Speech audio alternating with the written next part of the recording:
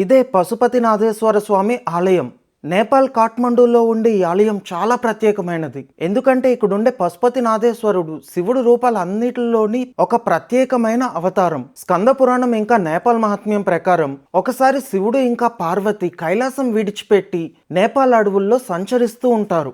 ఆ సమయంలో వాళ్ళ చుట్టుపక్కలున్న ప్రకృతిని చూసి మైమరిచిపోయి అక్కడే కొంతకాలం ఉండాలని నిర్ణయించుకుంటారు. దాంతో శివపార్వతులిద్దరూ 2 జింకల రూపంలోకి మారి భాగమతి నదీ తీరంలో సంచరిస్తూ ఉంటారు. అయితే చాలా కాలం గడిచిపోయిన శివుడు కైలాసంకి తిరిగి రాలేదు అని దేవతలందరూ చాలా ఆందోళన చెందుతారు. ఒకవేళ దేవతలందరికీ ఏదైనా ప్రమాదం వస్తే అది పరిష్కరించడానికి శివుడు లేకపోతే ఎలా అని భయపడతారు. దాంతో దేవతలందరూ కలిపి ఎలాగైనా సరే శివుడిని కైలాసంకి తీసుకురావాలి అని నిర్ణయించుకుంటారు. అలా వాళ్ళు శివపార్వతులిద్దరిని వెతుక్కుంటూ ఈ భూమండలం అంతా తిరుగుతూ ఆఖరిగా నేపాల్లో ఉండే ఈ భాగమతి నదీ తీరంకి వస్తారు. అక్కడ దేవతలకి ఒక దివ్యమైన వెలుగుతో ఉండే ఒక జింక కనిపిస్తుంది. దాంతో ఆ జింకని చూడగానే అంత దివ్యత్వం ఈ విశ్వంలో మరెవ్వరికీ ఉండదు, కేవలం శివుడికి మాత్రమే ఉంటుంది. కాబట్టి ఆ జింక ఖచ్చితంగా శివుడే అయి ఉంటాడు అని భావించి దేవతలు ఆ జింక వెనక పడ్డం మొదలు పెడతారు. అయితే దేవతలు ఎందుకు వచ్చారో శివుడికి ముందే తెలుసు.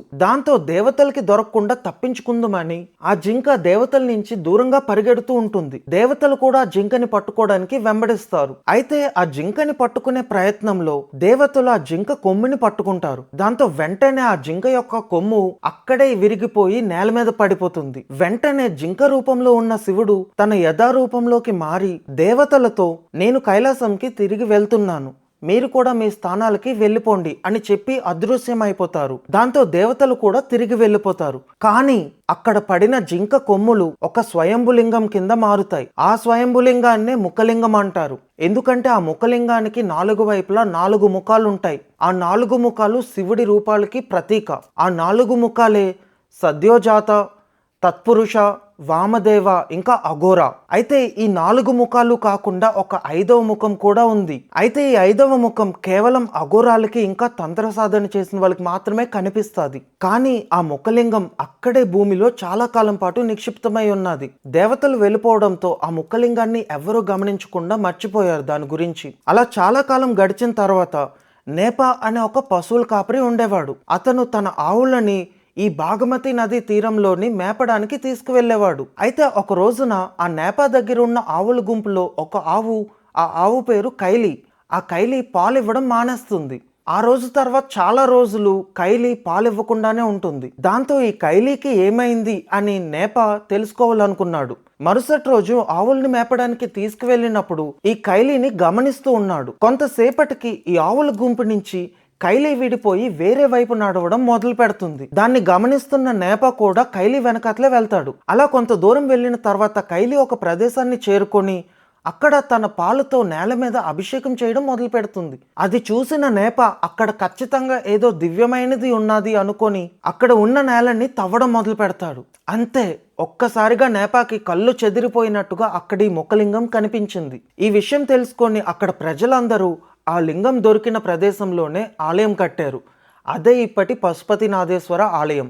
ఈ ఆలయం ఎంత ప్రత్యేకమైందంటే 2015లో ఒక భయంకరమైన భూకంపం వచ్చింది. నేపాల్లో చాలా ప్రదేశాలు నేలమట్టమైపోయాయి. కానీ ఈ ఆలయం మాత్రం చెక్కు చెదరకుండా నిలబడే ఉన్నది. ఈ విషయం జియాలజిస్టులకి, సైంటిస్టులకి అసలు అర్థం కాలేదంటే చూడండి. ఇదే ఆలయంలో మనకి సహస్రలింగ దర్శనం చేసుకోవచ్చు. అక్కడ కొన్ని వందల లింగాలు ఈ ఆలయం ప్రాంగణంలోనే ఉంటాయి. ఒకే ఆలయంలో ఇన్ని శివలింగాల్ని చూసే దృశ్యం మనకి ఇంకెక్కడ ఉండదు. ఈ ఆలయం దగ్గరలోనే అదే కాఠ్మండూలో అమ్మవారి ఒక శక్తిపీఠం ఉన్నది. అదే నరదేవి ఆలయం. ఆ ఆలయ గ్రంథం ప్రకారం నేపాల్కి చెందిన రాజు ఒకసారి అడవిలోకి వేటకని వెళ్తాడు. అలా వెళ్ళిన రాజు తన భటుల నుంచి వేరుపడి అడవిలో తప్పడిపోతాడు. అలా తిరుగుతున్న రాజుని ఒక మదగజం చూసి వెంబడించడం మొదలు పెడుతుంది. దాంతో ఆ రాజు ఏనుగు నుంచి తప్పించుకొని పరిగెత్తుతూ ఒక ప్రదేశంకి వెళ్ళి అక్కడ అలసిపోయి మూర్చిపోతాడు. కొంతసేపటి తర్వాత రాజుకి స్పృహ వస్తుంది.